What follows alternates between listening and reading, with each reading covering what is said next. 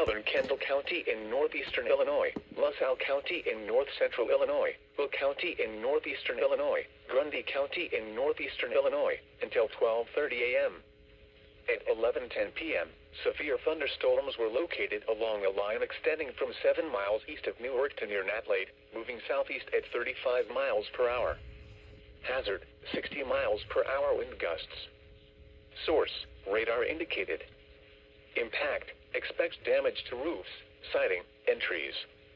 Locations impacted include Joliet, Orland Park, Tinley Park, Plainfield, Lockport, New Lenox, Homer Glen, Park Forest, Ottawa, Mokina, Frankfort, Morris, Channahon, Minooka, Peru, LaSalle, Steger, Mendota, Braidwood, Wilmington, Coal City, Marseilles, Dwight, Peotone, and Shering.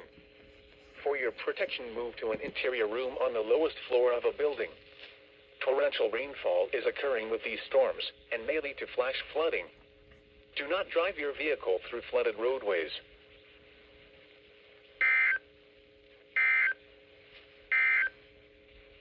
Severe